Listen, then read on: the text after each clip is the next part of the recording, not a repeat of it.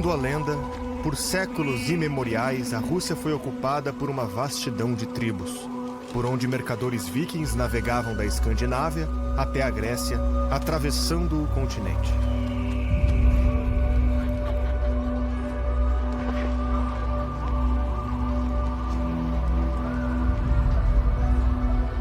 Algumas dessas tribos se revoltaram contra os tributos impostos pelos vikings e os expulsaram da região.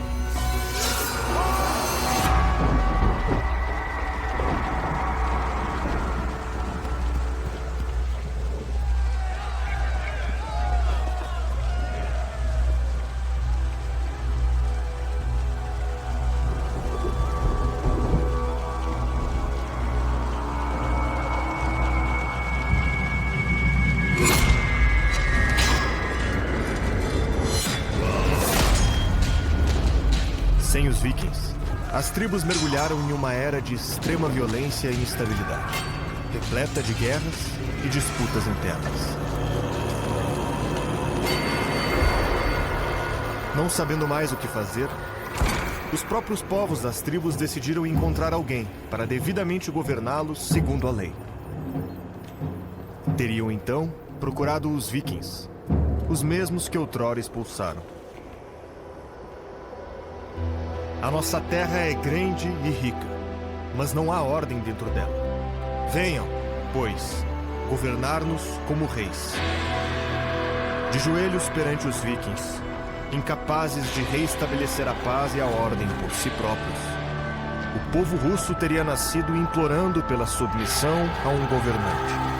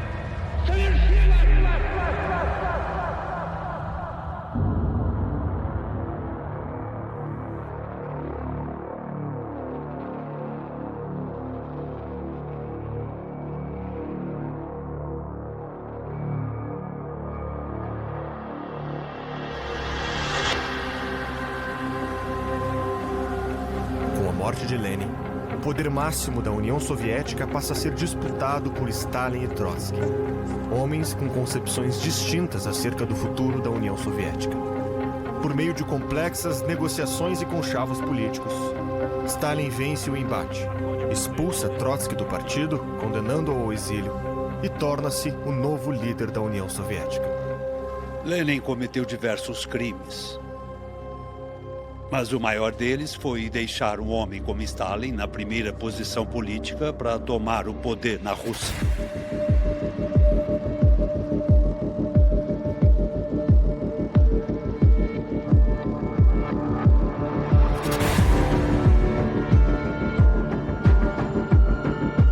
Joseph Stalin nasceu muito pobre na Geórgia, filho de um sapateiro e de uma mãe muito religiosa. O nome do pai dele era Djugashvili, e ele nasceu em uma cidade provincial da Geórgia. É importante observar que a Geórgia não era apenas uma região da Rússia. Os georgianos possuíam sua própria língua e alfabeto distintos. Era altamente improvável que um georgiano viesse a governar a Rússia. Foi devido à natureza internacional do comunismo e à situação peculiar após a morte de Lenin que Stalin tomou o poder. A propósito, isso nunca mais aconteceu. O pai era muito cruel, era um alcoólatra. A mãe dele era muito devota e queria que ele se tornasse padre. Então, ela o enviou para um seminário. E esse seminário em Tbilisi, que é agora a capital da Geórgia. E esse seminário produzia quase tantos revolucionários quanto produzia padres. Não era um lugar muito bom para aprender a ser padre. Stalin, nesse seminário, conheceu outros jovens que, de fato, estavam se afastando da ortodoxia da igreja georgiana e indo em direção ao marxismo revolucionário. E então ele abandonou o seminário, se juntou ao movimento marxista e se desenvolveu como revolucionário, como um fora da lei. Stalin era um mestre na simplificação das ideias de Lenin. Stalin era um militante leninista, um seguidor do leninismo. Isso significa que ele adotou as regras de Lenin sobre a natureza e a estrutura do partido. Ele era um revolucionário profissional. Mas eu tenho certeza que Simon Sebag Montefiore tem muito a dizer sobre isso. Stalin era um revolucionário extremamente talentoso. Ele era um extremista por natureza, altamente confiante, intelectual e politicamente. Ele abraçou a vida clandestina. Ele vivia constantemente em movimento, mudando de nome regularmente. Ele estava envolvido na organização de assassinatos de espiões policiais e participou de assaltos a bancos para financiar o partido de Lenin. Ele também acreditava que a violência desempenhava um papel fundamental na política e que matar era uma parte essencial da política. Nesse aspecto, ele não era diferente de Lenin e dos outros bolcheviques. Então Lenin o escolheu por ser um assassino e também um intelectual, uma combinação incomum. E quando alguém disse a Lenin que Stalin era uma pessoa difícil, Lenin disse: é exatamente o tipo que eu preciso. Stalin sempre foi extremista, um leninista extremista. Sua própria interpretação radical do leninismo acabou sendo chamada de stalinismo.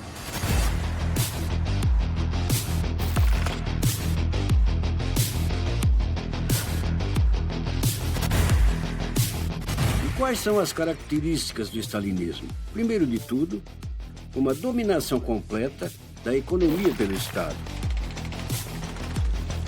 Uma dominação completa da educação, artes e cultura pelo Estado, ditando para professores, estudiosos, pintores e escritores o que devem produzir. Terceiro, total controle ditatorial. Não apenas pelo Partido Comunista, mas por um único homem, Stalin, um sistema autocrático. Muito importante, o uso de terror, ou seja, violência estatal contra todos os oponentes, até mesmo contra suspeitos oponentes. Então, centenas de milhares de pessoas foram executadas. Imagine, em 1937 e 38, quase 700 mil pessoas foram executadas pelo seu próprio governo, mortas pelo seu próprio governo, enquanto eles eliminavam toda a possibilidade de oposição real ou potencial. E eu diria que o stalinismo, ideologicamente, estava virando o marxismo do avesso. Então, o marxismo e Marx sempre foram críticos. Era uma doutrina subversiva para ir além de um determinado sistema, para ver as contradições em um determinado sistema. Mas o stalinismo, ou o marxismo stalinista, foi uma legitimação, uma ideologia oficial que justificou e racionalizou o tipo de sistema que existia na União Soviética. Então, em vez de uma crítica, era a afirmação de um Estado ditador, autoritário e terrorista. O exato oposto do que o marxismo de Marx e Engels deveria ser. Stalin costumava se referir a essa ideologia como leninismo e stalinismo, mesmo não sendo tão diferentes. Mas o stalinismo era frequentemente associado ao uso intensivo de terror pela polícia secreta e opressão pela polícia secreta. Esses elementos definitivamente faziam parte do que o stalinismo representava. Na verdade, foi Lenin, em 1918, quem estabeleceu a polícia secreta conhecida como Tcheca. E Stalin passou a depender dessa instituição como um pilar do stalinismo. Em termos de ideologia, após a derrota de Trotsky, Stalin adotou muitas das políticas de esquerda de Trotsky, como a coletivização. Então, em relação à ideia de socialismo em um único país, sim, eles buscaram construir e fortalecer o máximo possível a União Soviética. Mas Stalin nunca abandonou a ideia da revolução internacional. Ele sempre acreditou que essa revolução ocorreria. Portanto, o stalinismo, o leninismo e o trotskismo não eram tão diferentes como muitos ainda pensam.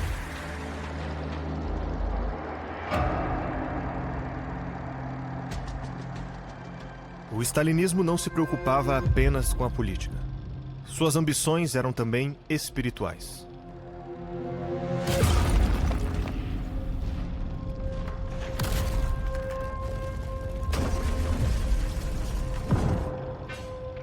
Stalin intensificou as chamadas campanhas antirreligiosas na União Soviética, que vinham ocorrendo desde Lenin.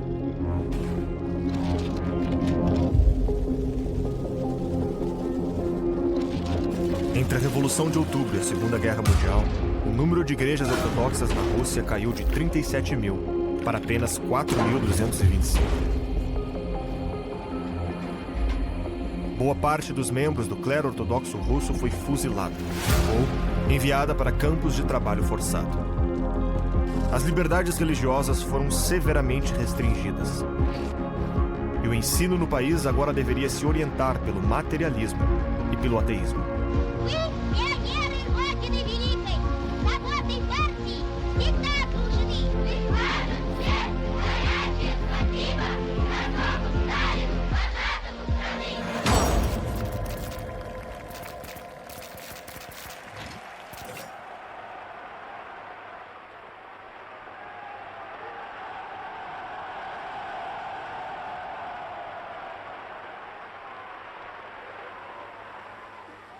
На наших фабриках и заводах работает весь капиталист.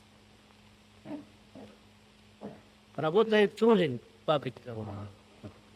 Руководит фабриками завода люди из народа. Это и называется у нас социализмом на деле. На наших полях работают труженики земли. Есть помещики, есть кулаков. У кого нет этих работы? Люди из народа. Это и называется у нас социализмом в быту. Stalin começa seu governo substituindo a NEP de Lenin pelos planos quinquenais, definindo o que e quanto deveria ser produzido nas indústrias e fazendas do país durante períodos de 5 anos. A medida deu início à estatização total da economia soviética.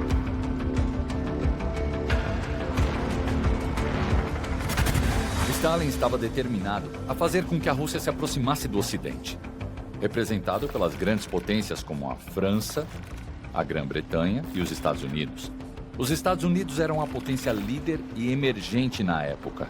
Na década de 1920, ele criou então um plano para alcançar um progresso de 100 anos de desenvolvimento na União Soviética, mas em um período de tempo muito menor e em uma velocidade muito maior. Para atingir esse objetivo, ele implementou o plano quinquenal. E o primeiro objetivo desse plano era alcançar um avanço quase sobre-humano na industrialização, transformando a União Soviética de um país primitivo em um país industrializado em um ritmo muito acelerado. E, para fazer isso, ele precisava financiar utilizando o único recurso que a União Soviética podia produzir: grãos. Ele acreditava que a coletivização era necessária, criando grandes fazendas coletivas populares, controladas pelo Estado, altamente eficientes na produção de grãos que seriam vendidos para países na América e no Ocidente. Com os lucros obtidos, eles planejavam adquirir tecnologia avançada dos Estados Unidos para impulsionar seu setor industrial. E foi isso que fizeram. O processo teve início em 1928 e 29.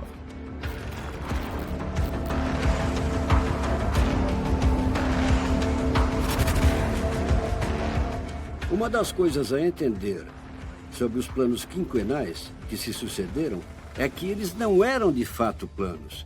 Não havia um planejamento real que se seguiu. Os objetivos eram dados e você tinha que alcançar esses objetivos. E às vezes eram muito irrealistas. Tão irrealistas que camponeses estavam morrendo de fome na maior parte da URSS. Então essa economia stalinista foi uma economia muito irracional.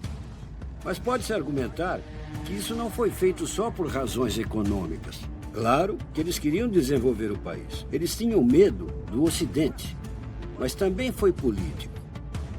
O objetivo da coletivização stalinista, em 1929, 30 e 31 e assim por diante, era destruir o campesinato.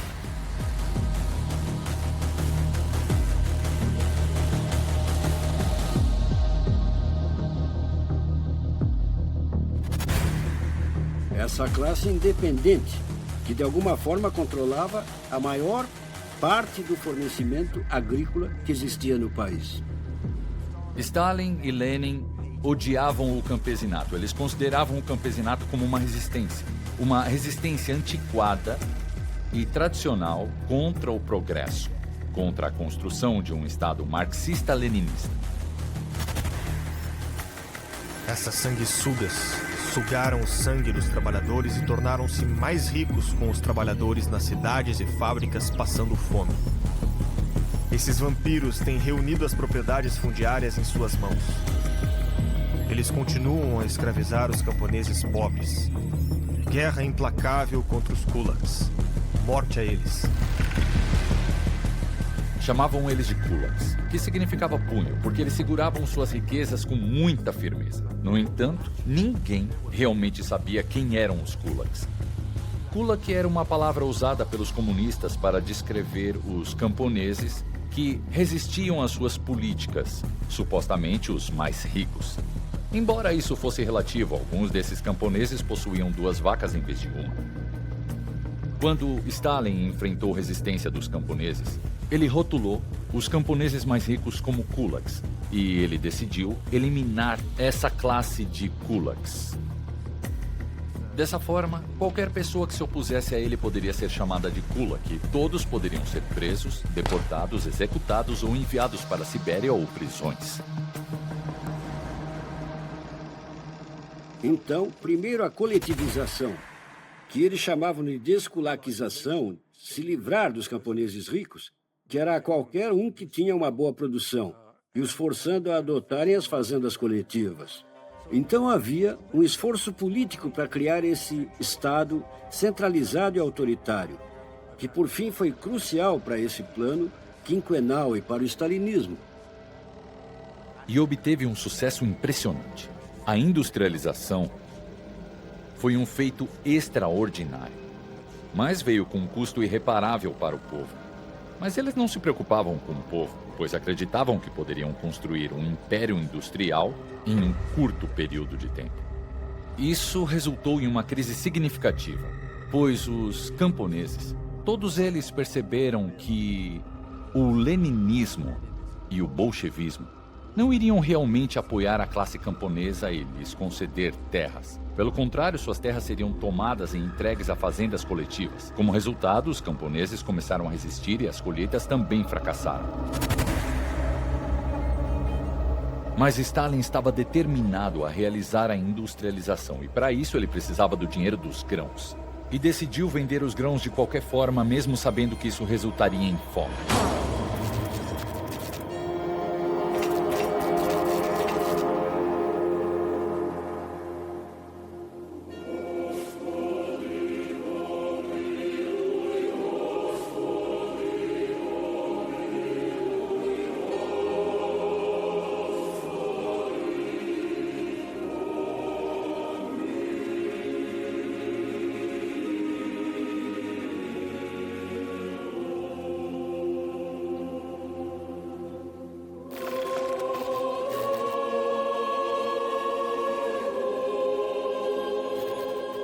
Essa foi uma política de fome lançada contra os camponeses da União Soviética.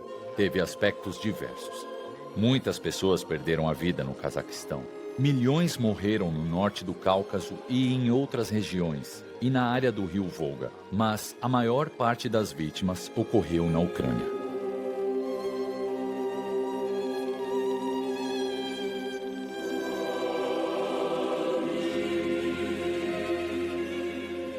A Ucrânia sempre foi conhecida como a cesta de pães da Rússia ou da União Soviética. Era uma ótima área de produção de grãos. E esse plano quinquenal, coletivização e esse confisco de grãos à força foi realizado impiedosamente na Ucrânia, o que acabou causando muita fome. O termo em ucraniano é Holodomor, a fome mortal. E milhões de pessoas morreram nessa fome mortal, que foi a aplicação de uma política cruel, destinada a tentar confiscar grãos e destruir qualquer espírito independente dos produtores dos vilarejos ucranianos.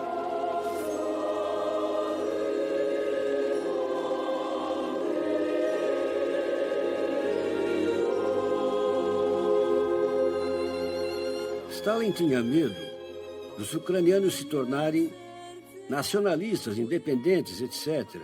Isso, de certa forma, também os ensinou uma lição. Muitos morreram de fome e muitos foram presos. Aproximadamente 10 milhões de pessoas morreram, principalmente na Ucrânia. E cerca de 3 milhões e meio a 4 milhões de ucranianos passaram fome durante esse período. Muitas dessas políticas eram destinadas à nação ucraniana, mas outras regiões da União Soviética também passaram fome. As políticas de Stalin eram destinadas tanto à população camponesa quanto à nação ucraniana. Agora, muitos historiadores, ucranianos especialmente, argumentam que o Holodomor foi um genocídio deliberadamente lançado sobre os ucranianos, como ucranianos étnicos ou contra os povos da Ucrânia. Eu não acredito nisso. Eu acho que foi uma política desesperada, desgovernada. Stalin não tinha interesse em fazer os camponeses morrerem. Ele queria que os camponeses produzissem grãos para ele, mas esse plano foi executado de maneira brutal, causando a morte massiva de ucranianos. Foi deliberada. Foi uma política deliberada. E quando os ucranianos resistiram a Stalin, ele não se importou em deixá-los passar fome. Ele pode até ter visto a fome como uma forma de enfraquecer a nação.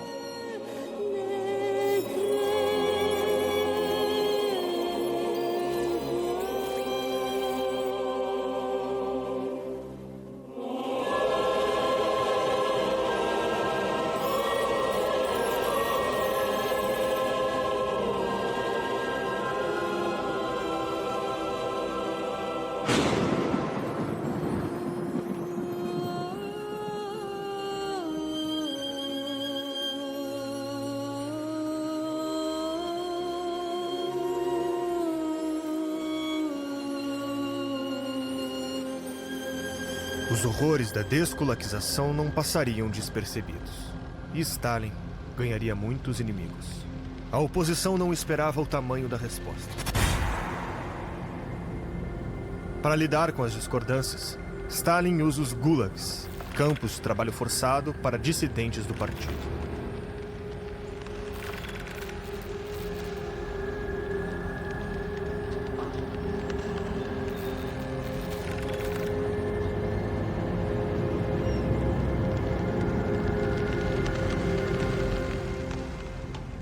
Stalin percebeu nos anos 30, em 1932 e 1933, durante a campanha de coletivização, que mesmo dentro do Partido Comunista, ele não tinha total apoio.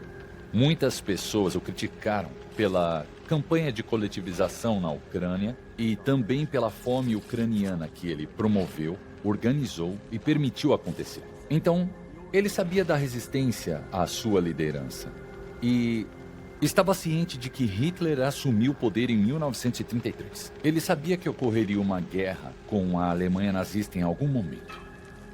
Diante disso, Stalin tomou a decisão deliberada, clara e cuidadosa de eliminar qualquer oposição potencial antes que se concretizasse. Matar um grande número de inimigos foi incorporado à essência do partido bolchevique. Eles já haviam causado a morte de centenas de milhares de pessoas durante a Guerra Civil. Eles permitiram que milhões de ucranianos passassem fome e mataram algo entre 3 e 10 milhões de pessoas a fim de coletivizar e controlar a Ucrânia. Uma política deliberada de causar mortes. Mas essa situação atingiu um nível diferente.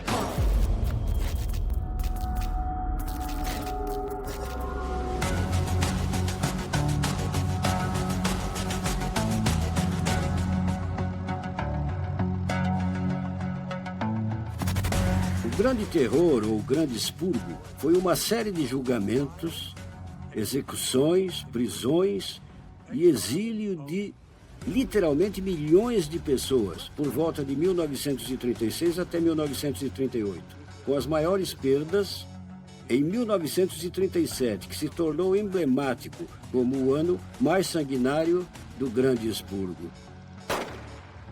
E por ordens de Stalin, isso atingiu os líderes bolcheviques, todos os companheiros de Lenin que foram mortos, qualquer um que pudesse ser oposição ou ameaça ao poder autocrático de Stalin.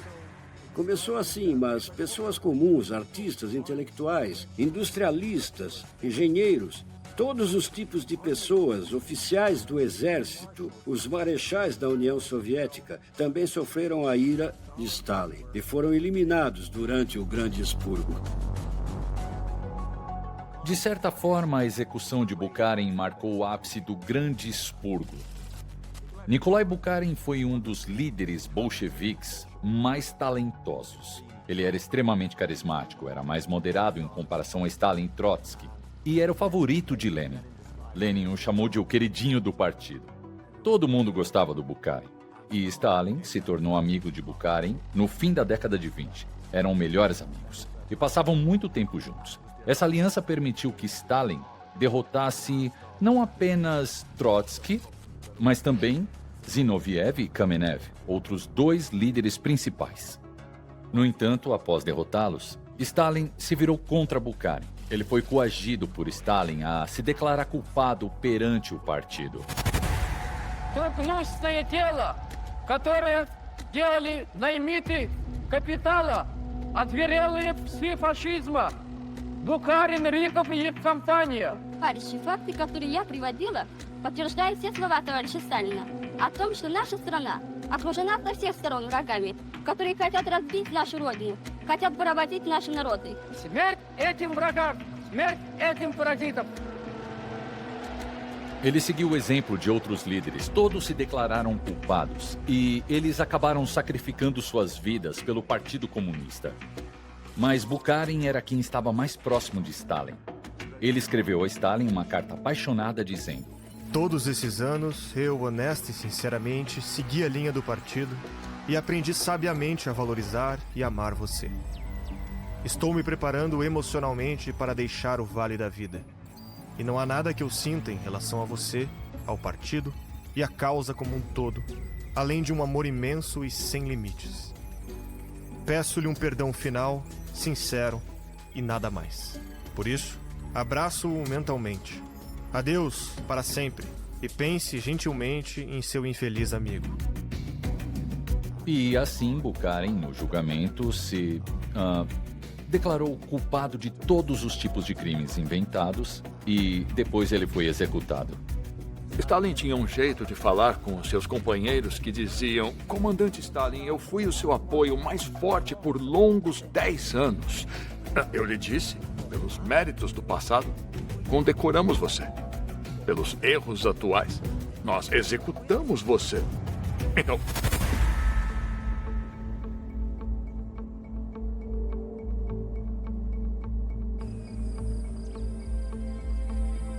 Mais de 1 milhão de pessoas foram executadas oficialmente e 18 milhões foram enviadas aos gulags.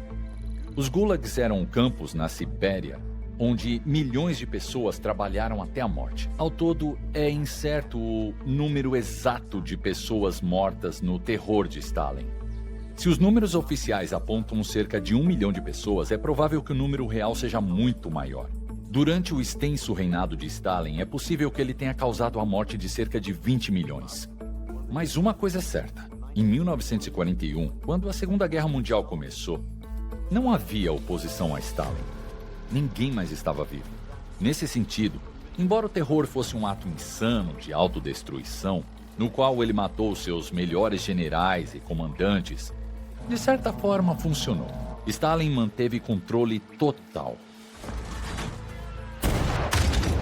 Mesmo nos momentos mais difíceis da guerra.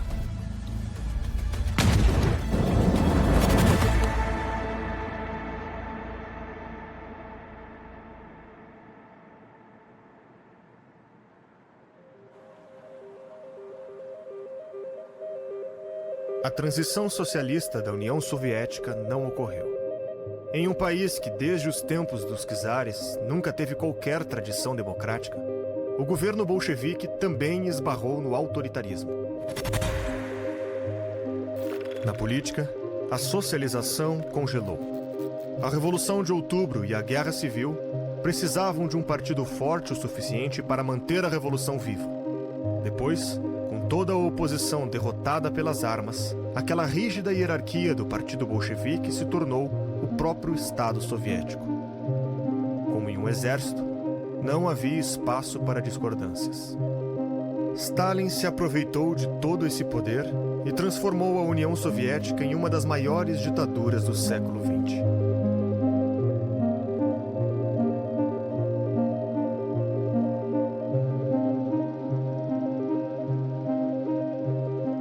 Na economia, a socialização também não andou. As guerras travadas pelos bolcheviques concentraram todos os recursos nas mãos do Estado, que não entregou o controle das fábricas e das plantações para o proletariado. Como se não bastasse, os planos quinquenais de Stalin acabaram estatizando de vez a economia. A socialização da economia congelou-se em um processo de estatização da economia. E a estatização da economia tornou-se um fim em si mesma.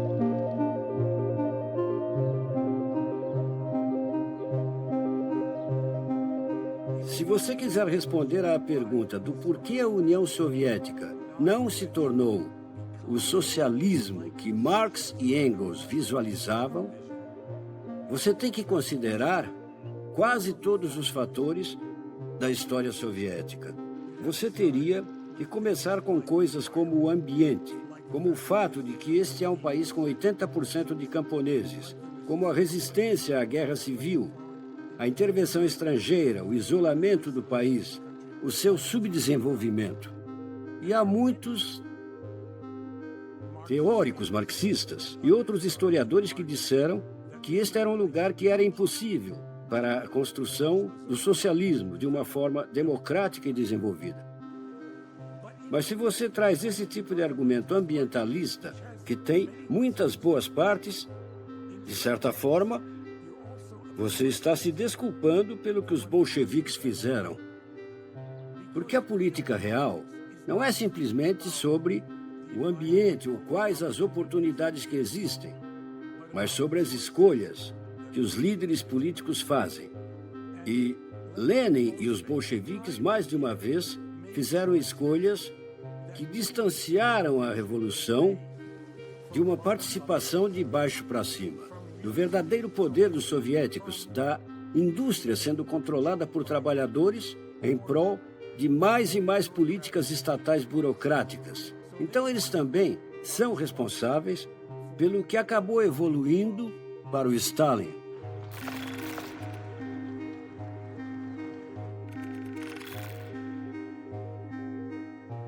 As pessoas costumavam dizer que o problema da União Soviética era o Stalin e não o Lenin. Stalin, obviamente, estava paranoico em vários aspectos. Houve um terror imenso. Milhões de pessoas foram liquidadas. Lenin supostamente não era assim, mas acho que isso é inerente ao leninismo. A noção de que é necessário uma ditadura. Se você aceitar isso, você vai ter que engolir muita repressão. Eu acredito que devemos distinguir entre Lenin e suas políticas, especialmente sobre a nova política econômica, que seria então uma longa transição para o socialismo, e o que Stalin acabou fazendo na década de 30. Mas, mesmo que tenhamos que manter o bolchevismo de Lenin separado, de certa forma, distinto, digamos, do stalinismo, vamos encarar o fato de que Stalin e o stalinismo não vieram do budismo, vieram do leninismo. Então havia escolhas feitas na Revolução e pelo Lenin que levaram a uma ditadura de um único partido, a remoção de partidos competidores, a gestão de um homem só, ao invés de ser controlada pelos sindicatos industriais e assim por diante, que ajudaram no desenvolvimento de um Estado ditatorial, do qual Stalin podia se aproveitar para ir mais longe do que Lenin jamais imaginaria.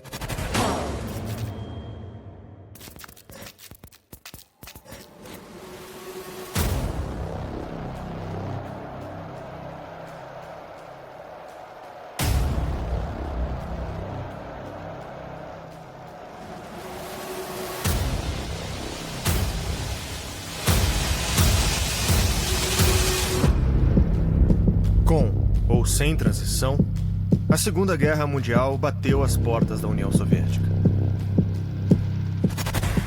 Durante a década de 1930, Stalin estava cada vez mais preocupado com o crescimento do poder da Alemanha. E ele também estava cada vez mais preocupado com as políticas de apaziguamento entre os franceses e os britânicos. Os franceses e os britânicos não queriam uma guerra. Isso é compreensível. O custo da Primeira Guerra Mundial foi tão alto que eles estavam relutantes a começar uma nova guerra. Então os britânicos e franceses disseram, tudo bem, vocês querem conquistar a Tchecoslováquia, vocês querem conquistar a região dos Sudetas, tudo bem. Isso levou Stalin a pensar que o verdadeiro plano por parte dos países ocidentais, França e Reino Unido, é que eles queriam deixar que a Alemanha lidasse com a União Soviética. Então, para impedir isso, vamos fazer o seguinte: faremos um pacto com Hitler. Muitos governantes na França e na Grã-Bretanha eram mais hostis com o comunismo do que eles eram com o nazismo. Alguns consideravam os nazistas uma ameaça menor do que Stalin e a União Soviética. Stalin compreendeu que nunca conseguiria uma parceria inquebrável com o Ocidente, com as democracias ocidentais. E a propósito, é claro que ele odiava as democracias tanto quanto odiava os nazistas, as considerava forças capitalistas que seriam eventualmente derrotadas pela Revolução, que era inevitável. Stalin se interessava pela Alemanha nazista e, ao mesmo tempo, a Alemanha nazista se interessava pela União Soviética, pois Hitler estava considerando uma guerra contra a Polônia. E ele sabia que a Grã-Bretanha e a França ficariam contra ele, e pensou que poderia resistir a uma guerra em duas frentes com apoio soviético. E de última hora, enquanto preparava a invasão da Polônia, Hitler enviou Joachim von Ribbentrop, ministro de Relações Exteriores, a Moscou para negociar um acordo com Stalin, que envolvia a divisão da Polônia. Além disso, eles receberiam a maioria dos países bálticos que haviam se tornado independentes em 1918. Também ficariam com a Finlândia, uma ex-província dos Romanov. Então eles fizeram um acordo e então ocorreu uma nova mudança dramática na Europa. Também conhecido como Pacto Molotov-Ribbentrop. Isso mudou tudo.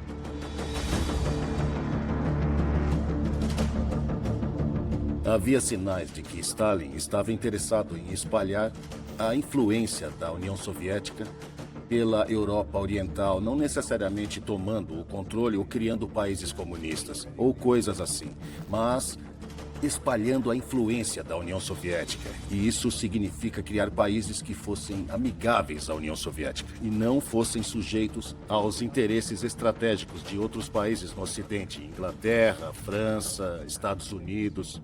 E, em vez disso, fossem neutros ou amigáveis à União Soviética. Foi uma política bastante cínica. Eles haviam oferecido uma aliança com o Ocidente em relação à Tchecoslováquia algum tempo antes. E os apaziguadores do Ocidente não aceitaram essa oferta. Então, é muito debatido se foi completo cinismo ou se foi uma resposta à omissão ocidental no período que antecedeu a guerra. Travada entre os países aliados, Inglaterra, França e Estados Unidos, contra os países do eixo, Alemanha, Itália e Japão, os soviéticos não entraram imediatamente no conflito. Dias depois, Hitler invadiu a Polônia, o que marcou o início da Segunda Guerra Mundial em setembro de 1939. A França e a Grã-Bretanha declararam guerra à Alemanha, mas não contra a Rússia. Enquanto isso, a Rússia invadiu e tomou o leste da Polônia, que anteriormente também havia sido território russo. Assim, por cerca de 1 ano e meio durante a Segunda Guerra Mundial, a Rússia foi aliada da Alemanha. No entanto, secretamente, Hitler sempre desconfiou da Rússia. Ele odiava o comunismo e também acreditava que o povo russo era Untermenschen, ou racialmente sub-humanos. Ele queria criar um vasto império conhecido como Lebensraum, ou espaço vital na Rússia, onde os alemães viveriam como governantes imperiais, utilizando os russos como escravos e permitindo que o restante da população russa morresse de fome. E assim a aliança não ia durar por muito tempo. Em 1940, Hitler derrotou a França, acelerando a iminência da guerra, pois ele agora havia tomado controle do Ocidente e poderia olhar para o Oriente. Stalin percebeu que a guerra se aproximava. Stalin estava muito tenso. Ele percebeu que havia executado muitos de seus generais durante o Grande Expurgo, deixando a Rússia e o exército russo despreparados para uma invasão alemã. Em 1940, ele tentou invadir a Finlândia, mas foi derrotado e humilhado na Guerra de Inverno. Hitler também observou a situação e percebeu que o Exército Vermelho estava bagunçado. Então, Stalin estava decidido a adiar a guerra o máximo possível e não provocar Hitler. No entanto, Hitler já havia ordenado a invasão da Rússia na Operação Barbarossa.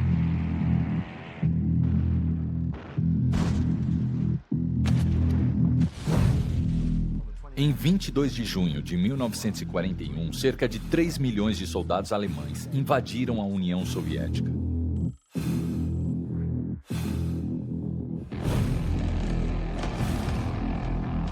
Stalin foi pego de surpresa, o que foi um dos maiores erros do século XX e provavelmente o maior erro da carreira de Stalin. Ele não imaginava que Hitler invadiria e quebraria sua palavra tão cedo. Ele acreditava que a guerra ocorreria em 1943 e não em 1941. Por um momento, Stalin duvidou de si mesmo, tendo uma crise de confiança. Após 10 dias do início da guerra, Smolensk havia caído e as forças alemãs avançavam sobre Moscou e Leningrado. Stalin teve uma crise de confiança. Ele decidiu se retirar para sua casa de veraneio e não atendeu telefonemas por 3 dias. Então, quando ele superou essa crise, ele emergiu determinado a vencer a guerra. Ele assumiu o papel de ministro da Defesa e ele assumiu o de comandante supremo, passando a supervisionar de perto a guerra até alcançar a vitória.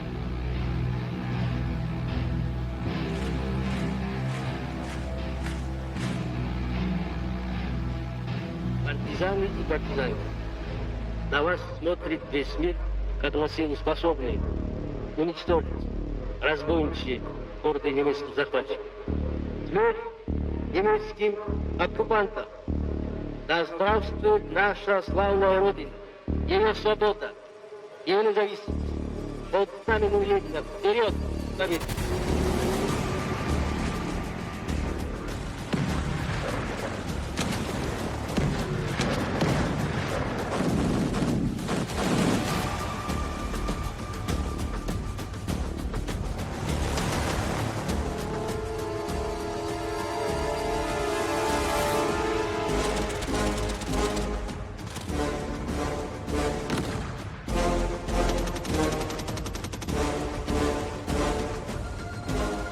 O ponto de virada da guerra foi a Batalha de Stalingrado.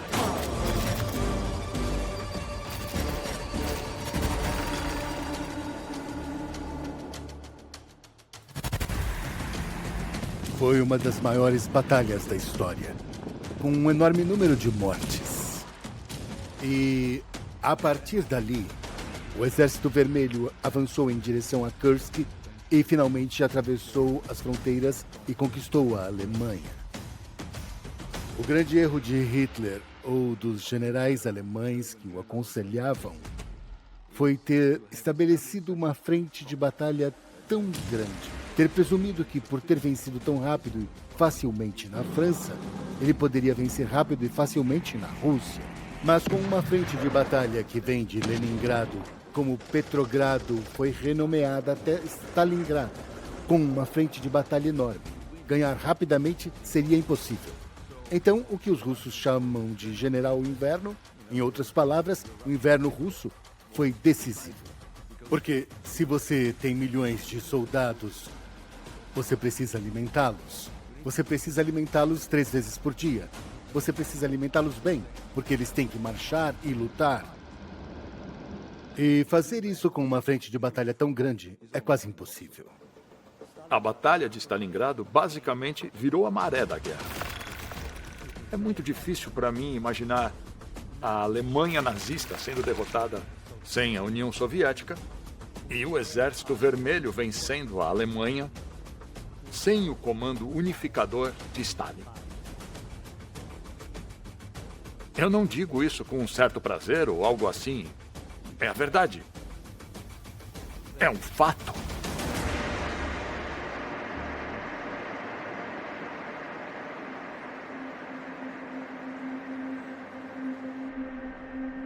Em parte, devemos aos soviéticos a vitória sobre Hitler na guerra, porque os soviéticos perderam 27 milhões de pessoas na guerra. Muitos deles soldados, mas também civis.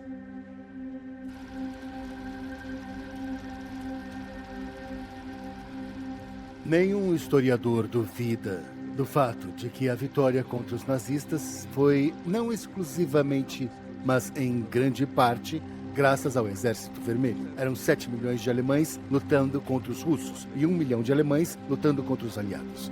As pessoas não sabem disso porque, é claro, nós temos milhares de filmes americanos em que os russos nem aparecem e os britânicos mal aparecem. E só vemos americanos chegando na Normandia. Mas a história não é como um filme de Hollywood, com os bonzinhos e os malvados. Então, embora ninguém realmente goste do Stalin, devemos aceitar o fato de que foi o Stalin, ou os generais de Stalin, e o exército de Stalin que derrotaram os alemães.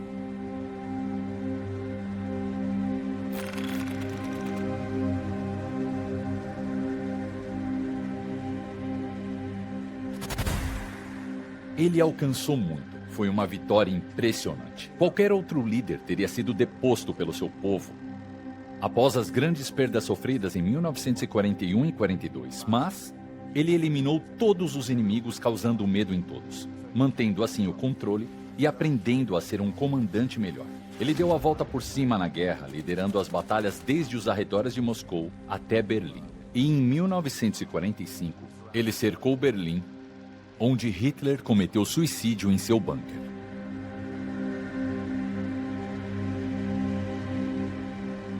E Stalin emergiu junto aos Estados Unidos da América como a outra grande potência.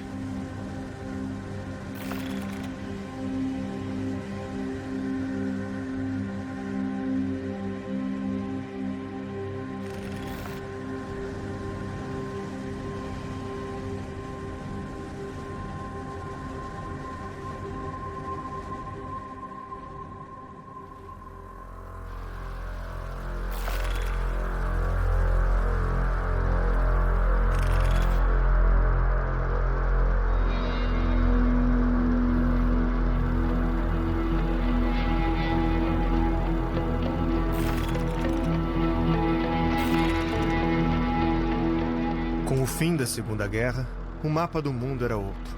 E a União Soviética tinha agora novas fronteiras e novas zonas de influência. A Conferência de Yalta, em 1945, entregou o leste europeu para a União Soviética.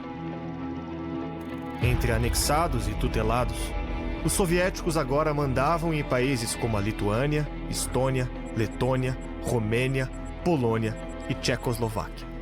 Até mesmo a Alemanha, dividida entre as 4 potências aliadas, teve sua parte oriental entregue ao controle soviético. Mas o Império Soviético alcançava também a Ásia. A divisão das Coreias transformou a Coreia do Norte em área de influência soviética, e a Revolução Chinesa também levou ao poder um governo simpático a Stalin.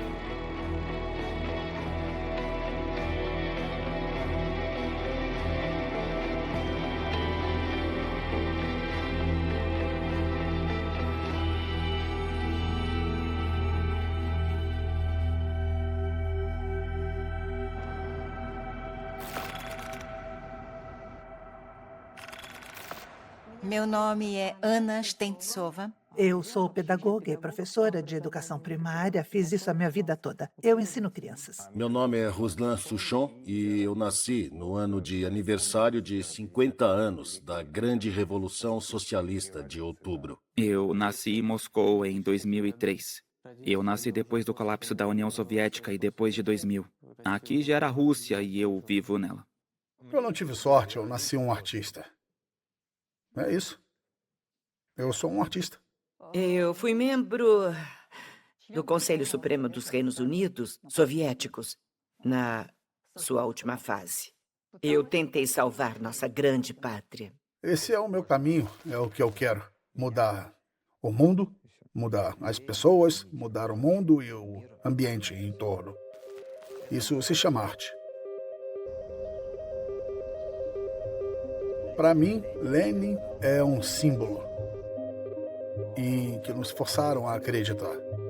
Sobre o Vladimir Lenin, nós líamos livros da escola na primeira série. Para as crianças menores, ele era um bom pai. Ele era um bom pai que estava sempre olhando da parede e não havia nenhum homem melhor do que ele. Lenin é toda a justiça que existe no mundo. E ela foi criada graças a Lenin. Eu me lembro que ele era praticamente um símbolo religioso e que nunca cometia nenhum erro. Para mim, pessoalmente, na memória, foi o que nos ensinaram na escola, nos ensinaram no jardim da infância, ensinaram aos nossos pais. Claro, para nós, Lenin é um símbolo da época do socialismo. E é o que substituíam os verdadeiros valores. Lenin foi adorado. Agora eu não tenho nenhuma pretensão contra ele. Eu só entendo que ele foi um político muito ambicioso, muito inteligente, muito forte, que conseguiu, por causa de sua situação totalmente desagradável, tomar o poder e, o mais importante, mantê-lo. Até hoje, para mim, esse assunto é aberto. De uma forma, eu entendo que o homem foi um gênio, um líder muito carismático e muito forte. Sobre quem são os ditadores ou os bonzinhos, eu não sei dizer. Apenas um grande homem que fez história. Esses foram figuras grandes, como teóricos e políticos. Eles construíram um país. Eles eram pessoas de honra e de dignidade. Não sei se isso é certo ou errado, mas Lenin é um símbolo do início da construção de uma nova nação. Por isso, claro, para mim, Vladimir Lenin foi um homem que na época queria que a nossa sociedade se desenvolvesse de uma forma igual, que não existissem pessoas ricas, mas também não existissem pessoas pobres, que as pessoas não morressem de fome, que as pessoas fossem cultas, que as pessoas recebessem educação e pudessem ter oportunidades, a princípio, de conseguirem o que quisessem. Mas vendo por outro lado, os tempos da Revolução, da Guerra Civil, do assassinato da família real, todo esse sangue é muito assustador. Eu não sei se são questões justificáveis. Esse símbolo sempre assustou mais do que atraiu. O próprio Lenin em si não é exatamente um bom Lenin. Ele é um Lenin inacessível, que você deve amar, mas que não se importa com você.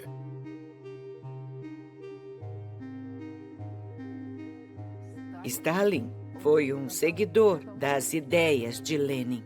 A princípio, Stalin é tido como um político muito forte, que colocou seus objetivos para o país e o tirou de uma situação perdida por causa da industrialização, da coletivização, com todos os seus terríveis excessos. Ele nos ajudou a vencer a guerra. Se não fosse isso, nós teríamos perdido e provavelmente o Estado não existiria.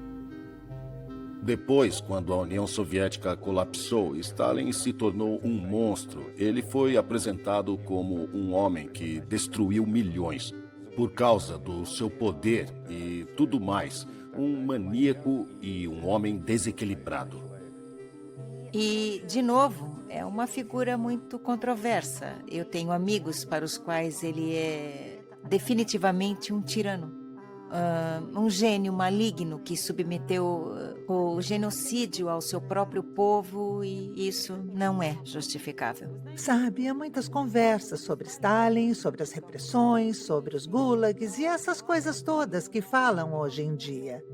Mas sabe, na minha opinião, acho que naquela época talvez não pudesse ser diferente. Para mim, Stalin é o vencedor.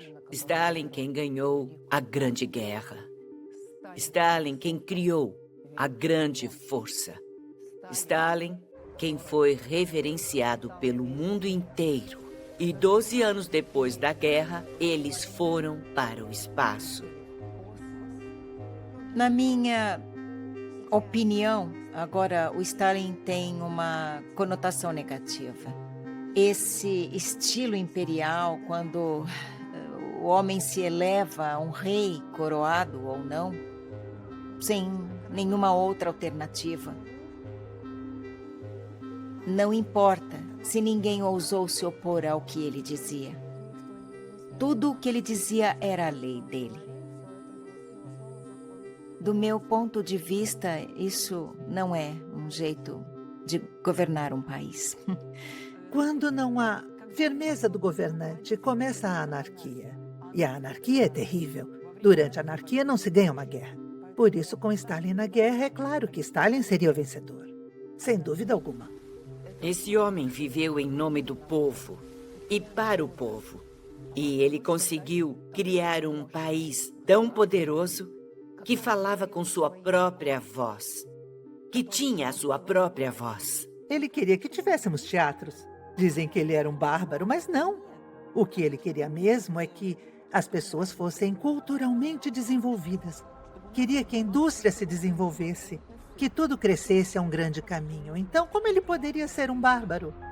E por isso o mundo todo não nos amava, mas nos respeitava.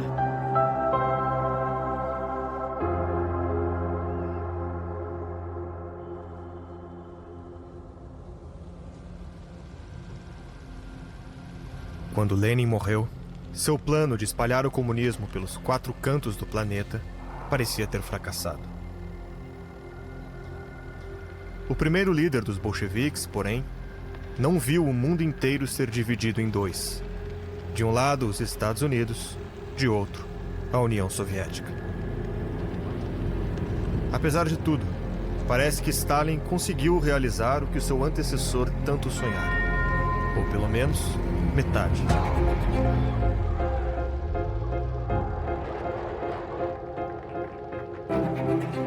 Os embates entre capitalistas e comunistas marcariam o período da Guerra Fria. Seu episódio mais tenso, porém, se daria do outro lado do Oceano Atlântico, em uma pequena ilha tropical que colocou o mundo à beira de uma catástrofe nuclear.